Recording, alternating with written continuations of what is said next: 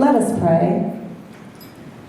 Father, I just thank you for this beautiful day, and thank you for the freedom that we have to come to an event like this.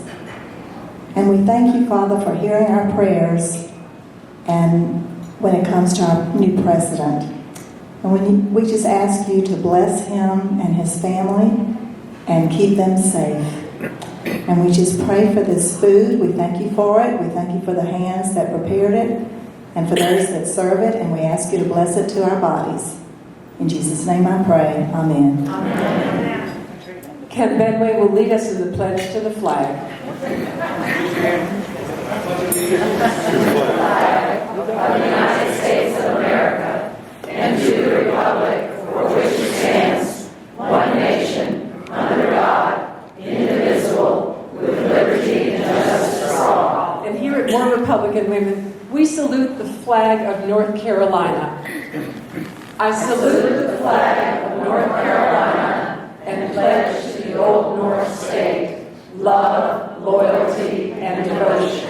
Thank you, Beverly, for that lovely invocation. We have some very special guests with us today. We are honored beyond belief that General Sid Schachnow is our speaker today. He is here with his lovely wife, Arlene.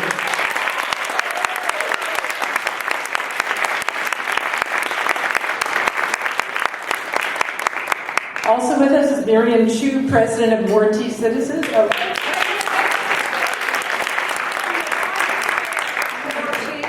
And our new and wonderful, beloved chair is here. Matt Horsley, would you please wave your hand? Matt Horsley is. And for those of you who might be in trouble, Maureen Kruger, our district attorney, is here.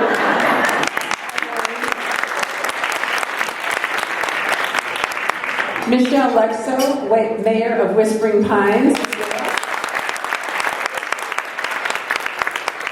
Judy Martin, Register of Deeds. Judy. Frank Rodriguez, Chief Deputy of the Moore County Sheriff's Department. Judge Skipper Creed, also if you're in trouble. And last but by no means least, we are so thrilled that Senator Jerry Tillman had some time to be with us. I mean, he always tries to come, but sessions always get in the way. So Senator Tillman, we're so glad you're here today.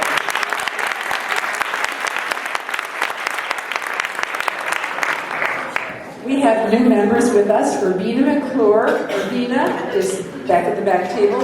Thank you so much for joining my club. And Tricia Owens is here. Tricia is a new member.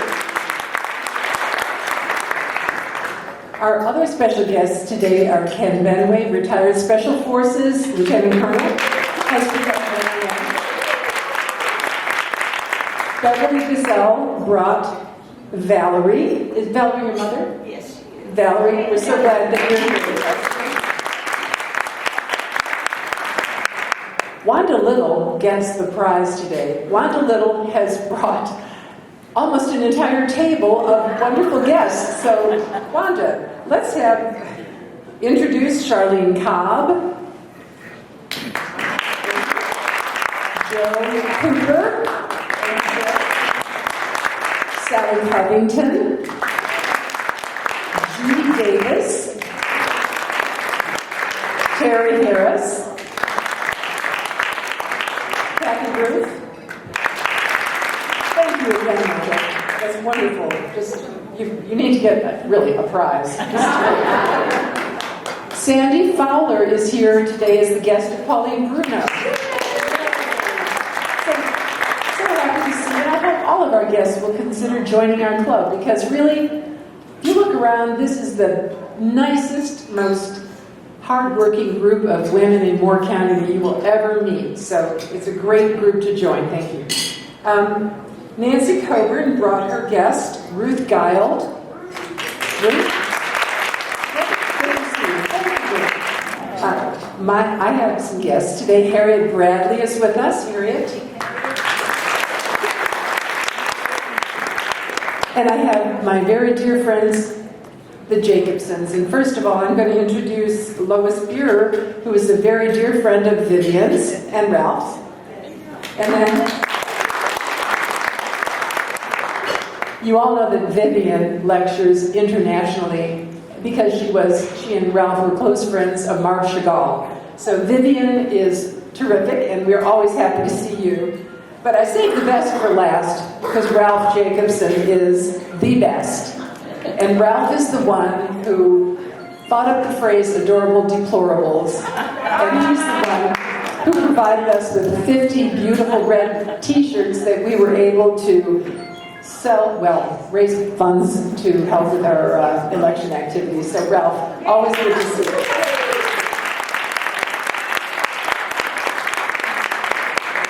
Kathy Rowerdink. Is Kathy here?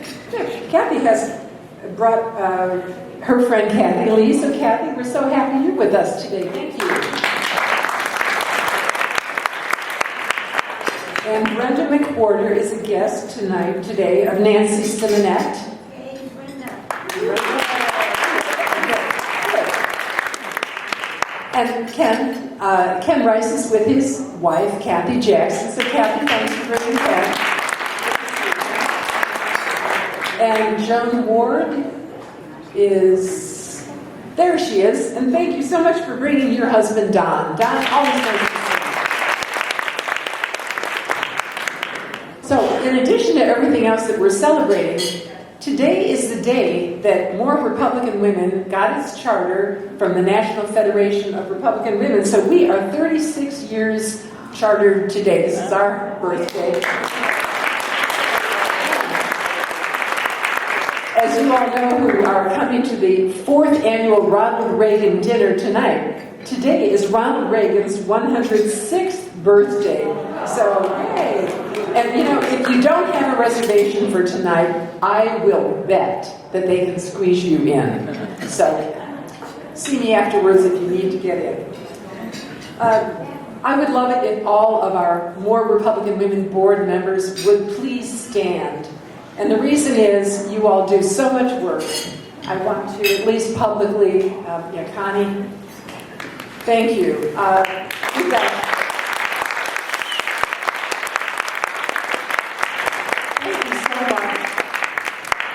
We have a new luncheon chair. Betsy Knight Barnard is still at her table in the back of the room. Betsy's our new luncheon chair. We are thrilled. And we also have a new newsletter chair, Judy Luce. Judy could not be with us today, but I'll introduce her at the next meeting when she's here. We distributed volunteer hour reports. Some of you responded by email. Betsy has a supply of them in the back. If you have not given us your volunteer hours, please do so. And my lovely assistant, Betsy Barnard, will be distributing sheets. But in all seriousness, the National Federation likes to know how much time we all put in volunteering. And if you could separate your hours out by campaign activities and just general community volunteering, we would really appreciate it. Thank you. Our legislative chair, Peggy Smetana. Peggy, would you mind standing? Peggy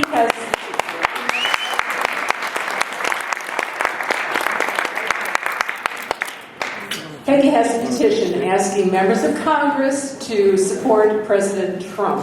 So if you wish to sign that petition before you leave, please see Peggy. Also, Peggy has brought some tiny pieces of paper, and they include the telephone number of the U.S. Capitol.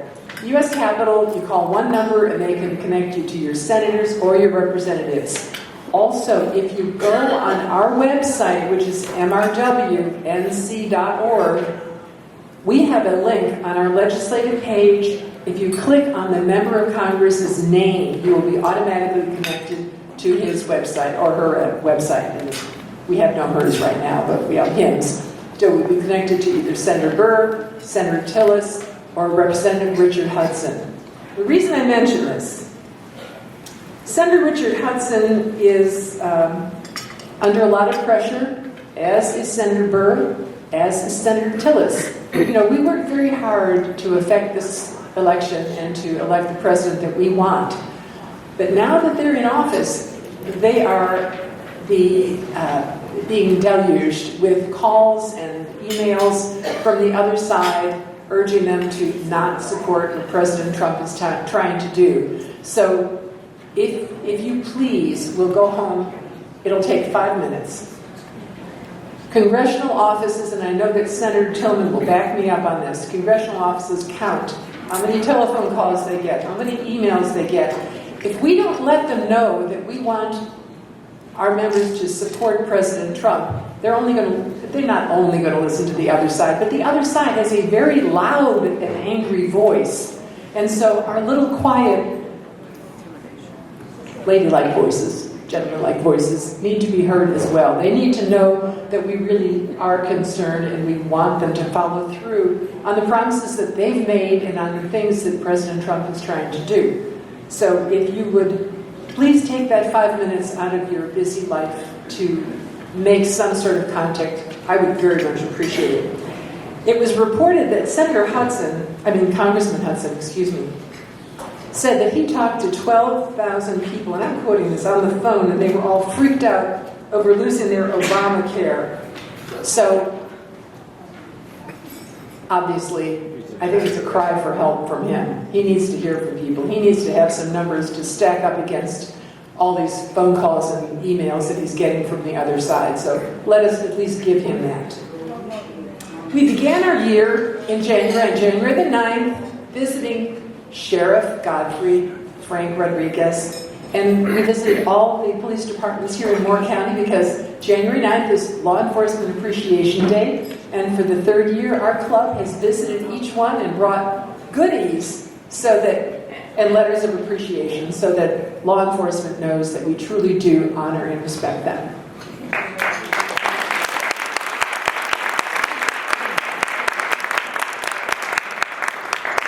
You may have noticed in the last 2 issues of our newsletter that we're trying to feature women in business.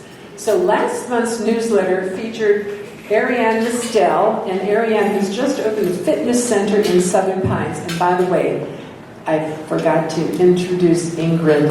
Ingrid is 14 months old, and she is in the high chair back there, and she is beautiful.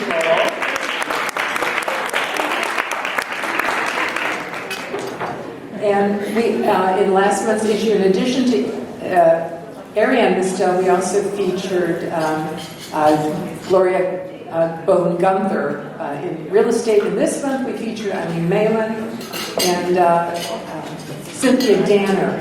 So if you, as a member, have a business and you want us to feature it in the newsletter, please let me know so that we can get more information about you and actually feature you in the newsletter. Carol Alfieri, our treasurer, is going to come up to the podium. Carol has put, I think, 1 copy of our treasury report on each table, and she is going to give the official treasurer's report, which we are sort of obliged to do by the North Carolina Federation and the National Federation as well. By the way, let me tell a little bit about Carol, because Ariane has very kindly said that she will help Carol, and I don't want to discourage anyone, but the treasurer's job is really such an important job because the Board of Elections requires that we report all the money that we get. And when I say all the money, I mean all the money, like 1 penny gets reported. So, Carol, please bring us up to date. Okay.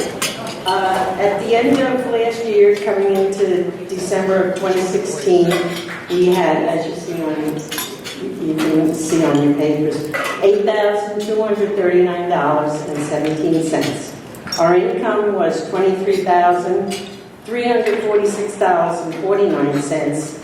Our expenses were $23,336.31, and we wound up with cash on hand of $8,249.17. $2,239.35. We made $10.18. And on the second page is a breakdown of our finances, if anybody has any questions. We came out Good. flat. Thank you. Good, no questions. Thank you, Carol. Senator Tillman, would you like to say a few words to our assembled ladies and gentlemen? I'm going to say one thing, All right. basically, is whatever you've been doing, keep doing. All right. You had a big turnout in the election. I watched the return, especially in Randolph and Moore County. Yeah. You did a super job with registering and getting people to the vote and then voting. And evidently most of them voted right from the numbers I saw. Great job. Thank you, Senator. It is true. Many of you did so much that I cannot ever thank you enough. Pam Vinay brought a book that she is reading that she recommends. It's called Big Agenda, President Trump's Plan to Save America by David Horowitz. So I hope that you will take Pam's recommendation. I'm going to return this book to her. I will tell you, many people tried to take it from my hands and they offered money for it, but Pam, I'm giving it back to you. At the end of today's meeting, if you all read any of those newsletters or emails, the National Federation asks us to take a photograph wearing our sunglasses because everything is so great, coming so bright, that we need sunglasses. So we'll take a photograph at the very end of the meeting with everyone. Whether or not you have your sunglasses, we'll still take a picture.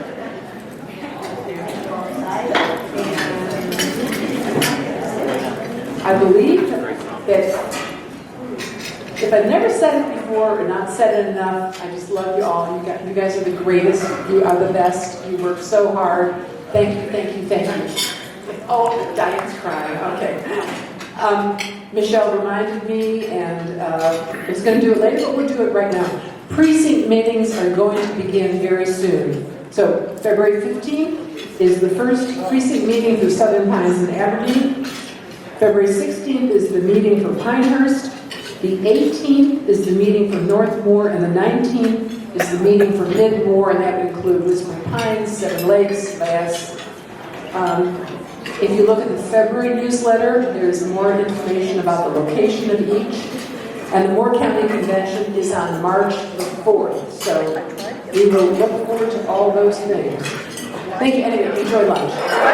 Hello, everyone. I am Marianne Fenway. I'm the program chair for this wonderful Women's Republican Club. Before I introduce General Schachnow, I want to honor another military hero whose love and support made it possible for the General to have a brilliant 40-year military career. Members and guests, an amazing Army wife, Arlene Schachnow.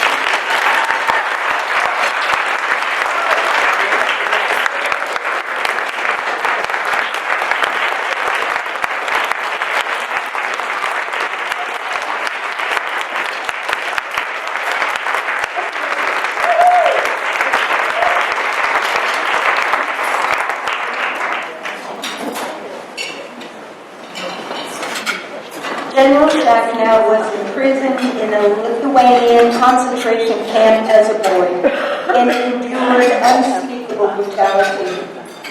His strong-willed mother helped him and his brother escape, and after years of struggle, the family was reunited and able to immigrate to America. He and his beautiful Arlene were high school sweethearts, and they served in many duty stations here and abroad. General Schachnow is the only Holocaust survivor to achieve the rank of general in the entire history of the U.S. military.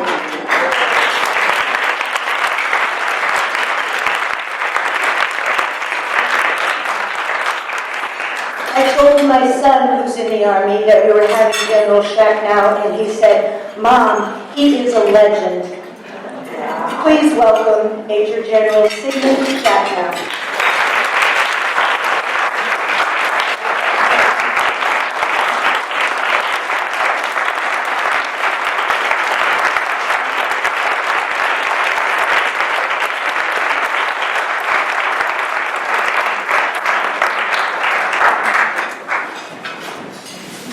Your applause and recognition might be a little premature. You ought to listen to what I have to say, because I am as anxious as you to hear what I have to say. Good afternoon, ladies and gentlemen, distinguished guests. Maureen and I are delighted to be here. And thank you sincerely for this kind invitation.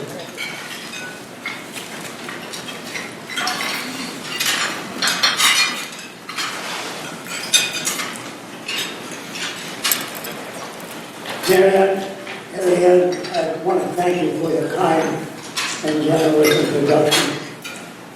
This is the second best introduction I've ever received. The best introduction was in Atlanta.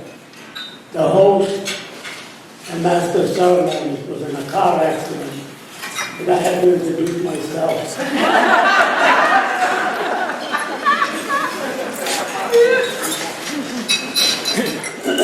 I was in Raleigh.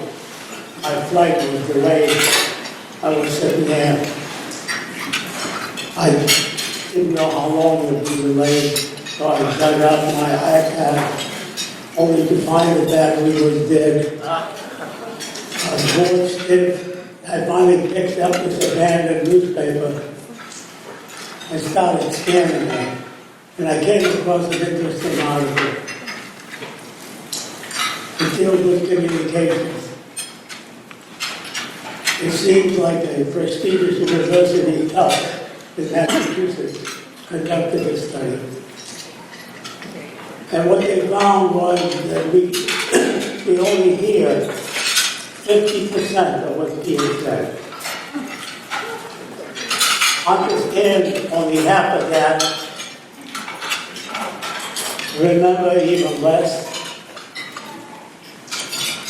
They only use 36% of our hearing capacity. And if there's a conflict between verbal communications and body language, go with the body language, because that is more accurate. I was sharing that information with my wife this morning in the breakfast. She listened patiently, and then she said, "Are you speaking this all this life?" And I said, "Yes." She said, "Oh, this is a waste of time." I'm still already here. I'm already here, so why don't we do this staff? I was asked to make some brief remarks on a world without Israel, and Israel survived. The state of Israel is young in age, 68 years to be exact. The list of accomplishments are deeply impressive by any measure. They were able to achieve so much in so little time. After 2,000 years of exile, the Jewish people once again became a sovereign nation in their ancestral home. They wasted no time in trying to make the world a better place and advancing themselves as a light onto the nation.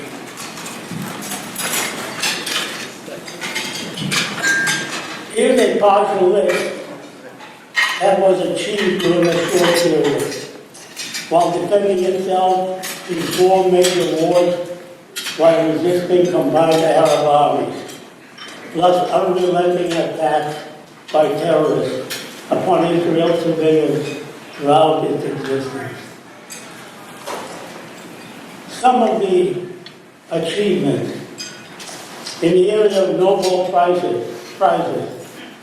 They received one in medicine, chemistry, economics, physics, and literature. Medical research, biological pacemaker, DNA nanocomputer detects cancer cells, then releases combating drugs. Stem cell technology to regenerate heart tissue. Pill camera, tiny and examines small intestines. First full computerized diagnostic instruments for breast cancer detection. Development of heat pump, to synchronize the device. Pharmaceutical research, treatment of multiple sclerosis, Parkinson's, and others. Parkinson's is especially of interest to me since I have it. Microsoft and Cisco companies are the only research and development facilities outside of the United States. And Microsoft Windows operating system designed in Israel. Pentium microprocessor designed and produced in Israel. Voicemail developed in Israel. Aircraft security developed in Israel. University degrees, highest percentage of workers per capita. Museums, zoos, orchestras, home computers, highest percentage per capita. Considering that the Jewish people constitute a mere less than 1/2 of the world population, their contribution is staggering. Over the past 2,000 years in particular, millions of Jews have been killed in inquisitions, pogroms, and more recently in the horrors of the Holocaust. We have among us a Holocaust survivor, Ralph Jacobson.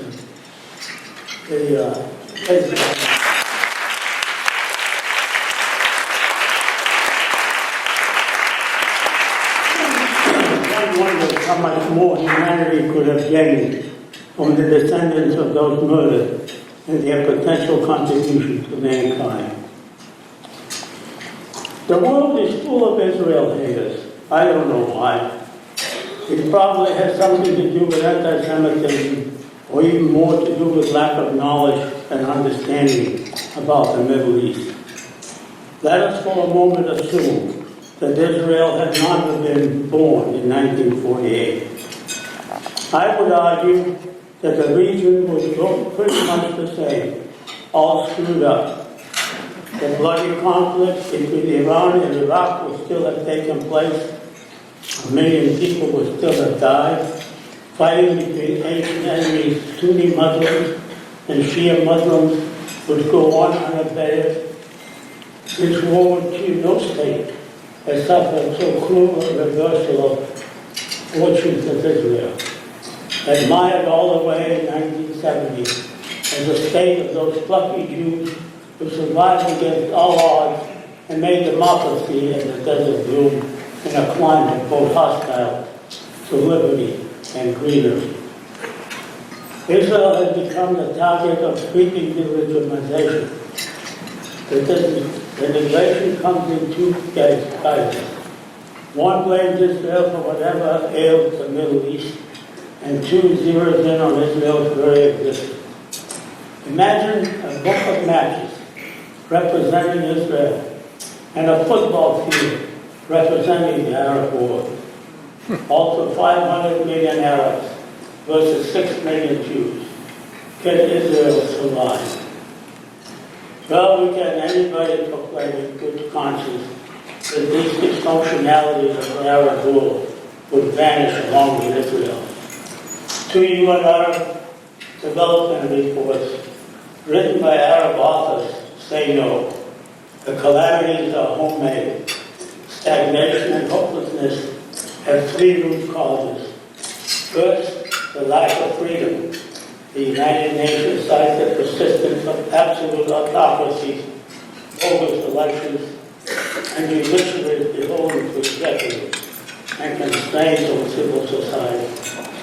Freedom of expression and association are also sharply limited. The second root cause is a lack of knowledge. 65 million adults are illiterate, and some 10 million children have no schooling at all. As such, the Arab world is dropping ever further behind in scientific research and the development of information technology. Third, the female participation in political and economic life is lowest in the world. Economic growth will continue to lag as the potential of half of the population remains largely untapped. Finally, the most popular and what-if issue of them all would the Islamic world hate the United States less if Israel vanished? I personally don't think so. Iranian Arab leaders have vowed to destroy and wipe Israel off the map. That is easier said than done. The Israeli Defense Force is a formidable conventional force, one of the most effective in the world. And of course, there is the Samson option, a name given to Israel's deterrent strategy of massive retaliation with nuclear weapons as the last resort of a functional survival.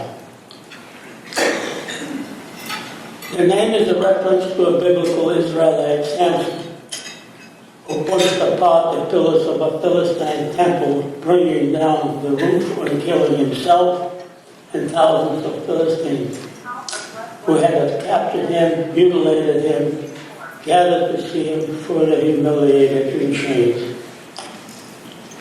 A military historian, Israeli historian, Martin von Kleber, who I just happen to know, and I worked with him, was quoted as saying, "We possess several hundred atomic weapons and delivery systems by sea, land, and air.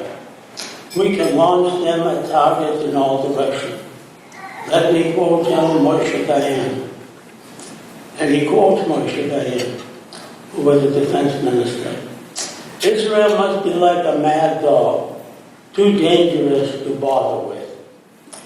Israel has the capability to take the world down with us, and I can assure you that this will happen before Israel goes under." An unsettling statement. Will Israel survive is a legitimate question, considering the challenges they face. A year ago, every 1/4 of Israeli population said they were not certain if Israel would exist in the long run. And 54% feared for its existence of the state, period. Israel has good reason to be concerned. Consider the threat of Islamic terrorism that appears to be gaining strength along the borders, following Hamas takeover of Gaza and the war with Hezbollah. Radical Islamists cannot accept Jews ruling over Muslims or any territory that belongs to the past or future Islamic empires. They will wage war as long as Israel exists, so it does not matter where the borders are drawn. The resistance will always be there. Israel can live with terrorism, but what happens if Iran acquires a nuclear bomb? Can it risk the threat of annihilation? Will the Samson option work as a deterrent? Should they rely on the international community or the United States? The Holocaust is a stark reminder not to count on it, because we were always counting that the bombers would stop and hit the gas chambers and the crematoriums, or destroy the rail lines going into the concentration camps. But nothing like this happened. Israel can decide to react to Iran's nuclear ambitions, but it can do much less about the demographic bomb. The Palestinian Arab birth rate is double that of Jews, which means that the Jewish majority is slowly declining. Today it is 76%. By 2025, it is expected to drop to 70%, which means Israeli Arabs will have greater political power. If Israel were to keep the West Bank, the situation would be even worse. With projections suggesting the Jews would become a minority in 15 years. One large overlooked threat in Israel's survival is the need for water. Israel's population grows and its economy prospers. The need for water is expanding. Roughly 50% of its water supply could be threatened by territorial compromises. 1/4 of Israel comes from mountainous aquifers that line the West Bank, and they might be controlled in the future by the Palestinians. I was in the Golan Heights when the Israeli general asked me to give my impression of the Golan Heights. And I naturally went back to my frame of reference and talked about critical terrain, fields of fire, only to be pointed down to the ground and pointed out. Another 1/4 of Israeli water comes from the Golan Heights. If they were to relinquish that, 50% with what's in the West Bank would be in jeopardy. If we have to be objectively consider Israel's long-term future, it is necessary to consider these types of worst-case scenarios. Another would be the abandonment of Israel by the United States. Until very recently, that was unthinkable. But this is not a far-fetched possibility. Recently, on UN Security Council's resolution on settlement building freeze, the United States abandoned Israel to a hostile United Nations, sending a clear signal that you cannot take the U.S. for granted. In spite of all these challenges, they can be overcome. After all, the history of the Jewish people is a story of survival. It took more than 2,000 years for Jews to regain power in their homeland. But Israel now is a prosperous nation of more than 7 million citizens, while the mighty Assyrians, Babylonians, and ancient powers that once dominated the region have been relegated to the dustbin of history. For people of faith, Israel will survive because that is God's will.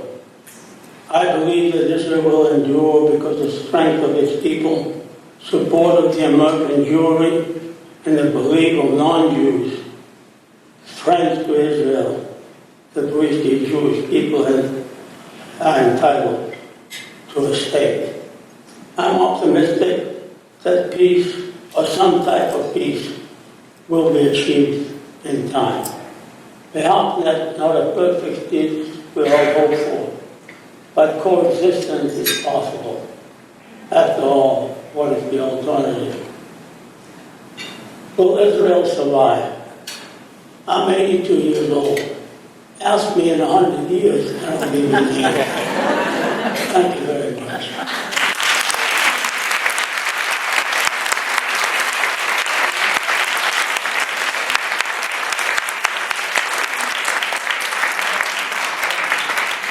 I would like to start off with the first question, General.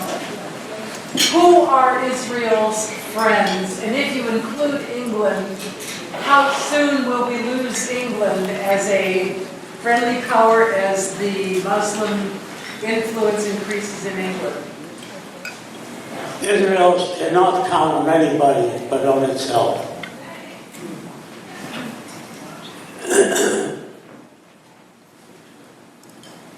You know, I was a very religious individual. But I found out that that doesn't put food in your mouth. You can pray, you can hope, and those two are critical.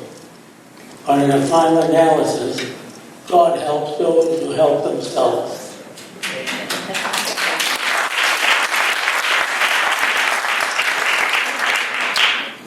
The thing that's the most exciting thing to me about being Israel in terms of the world economic situation over the last 60, 70 years is that Israel has been able to integrate all their refugees and immigrants that come to their country. So if the Soviet Jews sent 890,000 people in the end of 1980s, and a few years later, not one of these people were living in tents, or karavanim as they say in Hebrew. They were integrated into the society. So now the Wall Street Journal writes an article that $221 million has been withheld by Trump and his advisors to give to the United Nations Refugee Fund, where the Palestinians have kept in Gaza thousands of refugees year after year after year after year. So I hope that the message of resettling refugees in their own domain comes to the message that we cannot have peace in the Middle East until we settle the refugee crisis. I hope you have an answer for me. Vivian, the world has done a great job of integrating and assimilating refugees. We had millions of refugees in World War II. They were absorbed and integrated in their respective societies. The Palestinians are a tragic story. And the culprits in this thing are the Arab countries who don't allow them to integrate.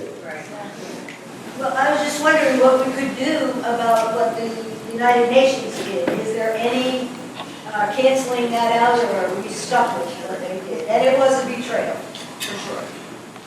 Well, it's difficult to unravel it. And I think that politically it will be one of those things because it doesn't require that kind of effort to unravel it and straighten it out, that it will be just left lying as long as it doesn't bother anybody. Right. And what do you think of the wisdom of moving our embassy to Jerusalem? I'd like to see it, but I also recognize the reality that it would be very provocative and cause a lot of problems that Israel really hasn't thought their way through. In Israel, the young women soldiers are armed and at the ready as much as the men are. What is your view on that with respect to our American military, women in combat? Well, they're pretty much integrated women in almost all the fields. That doesn't mean that women have entered all the fields. In special forces and the Ranger regiments, which are the most difficult ones, they're still struggling. But many other fields have opened to women. The Israeli women in it that serve out of necessity. It's a question of survival. When they call the reserve units up, that means economic production stops. Because the people that don't have enough resources to keep the economy going and activate a strong military. Most of the Israeli investment is in reservists. The active duty guys make up a small minority and buy time until the reservists can be activated. And the women play a critical role. Most instructors are Israeli women. I was surprised to find a tank instructor, a woman. You normally associate a tank instructor with a man because the tank has been dominated by men. But women have made long strides. And I can say that being the father of 4 daughters and a wife, I respect their strength.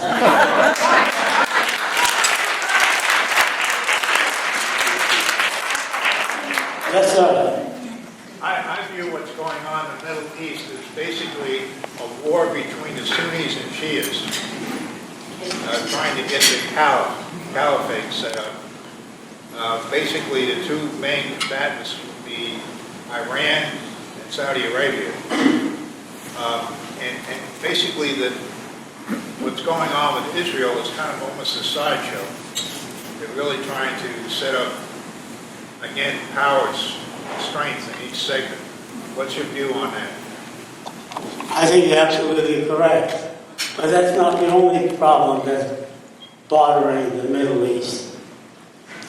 They have a propensity of embracing problems with an energy and an enthusiasm it's hard to imagine. I was wondering why in the United States so many Jewish people vote Democrat rather than Republicans. It seems like the Republicans support the state of Israel and the Democrats don't. So why do Jewish people in the United States tend to align with the Democrats? I think the Jews need an enemy to concentrate on. Otherwise, they're at each other's throats. You find that Jews cover the entire political spectrum. And they're not narrowed down to ultra-Orthodox, to agnostics. They're Democrats and Republicans, but they've been identified with the Democratic Party for so long, it's hard to break that habit. I found that this time around, many Jews joined the Trump campaign. And I think as we go along, you'll see more of it. I think that the Democratic Party, and Obama in particular, has been hostile towards Jews. But why they still think about it reminds me of the pictures of the Iranians going with chains and flogging themselves and bleeding on their back. And you ask themselves, why are they punishing themselves so much? Jews don't use chains and they make bad choices. Yes, sir. You know our new Secretary of Defense, General? Yes. Do you have comments? I think he's a fresh of breath air. He's a no-nonsense guy. I think that for the times we're facing now, he's an excellent choice.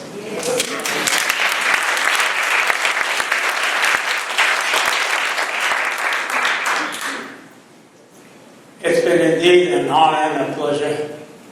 I had the opportunity to see some old friends that I haven't seen in a long time. Colonel Ken Rice over there, Ken Medway, Colonel Special Forces, Andrea Moore, who's to the right of Attila the Hun.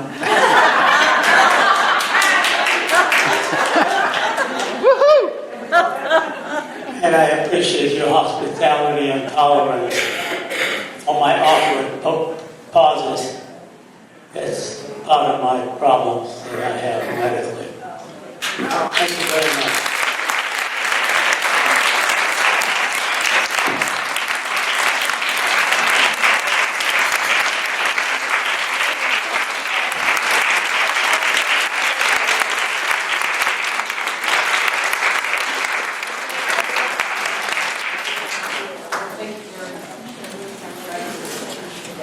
Apostles, I am.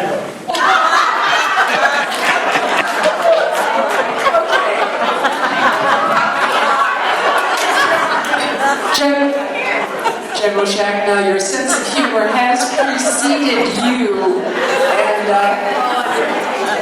you certainly are consistent. Oh boy. As our members may have noticed, there is a film crew here today. General Schachnow's, there's a documentary of General Schachnow's life being recorded out of a director from Israel, Mr. Daniel Fickelman, and his crew. So we're delighted that they're here today and hope that they get lots of good footage. Please mark your calendars. The More Republican Men's Club has now moved its luncheons to the third Monday of every month. So February 20th will be their next luncheon, and this is just between us girls. Pauline Bruno, I hope you'll go to that luncheon because the speaker is Pat Haggerty, your old friend. I'm sure Pat's going to tell us why Donald Trump will never be elected. Oh wait, that's what he did tell us. And that was when Pauline jumped up from the table and just about flew up here and challenged Pat. So yay! So we'll be sure to be at the men's club luncheon en masse. We mentioned the precinct meetings earlier. It's really important that we all are as involved as possible. And Nancy Fiorillo, Mayor Fiorillo, we have collected $124 today, and there will be 2 lucky winners of $31 each at the Split the Pot. And the general will pull a winning tag. Next month, our speaker will be Francis DeLuca, who is the president of Civitas. So we'll have some good conservative ideas next month, and that'll be great. And we will be back in our regular meeting place in the ballroom at Pinehurst Country Club. Georgie and Ketchum, both of them. Georgie and Ketchum.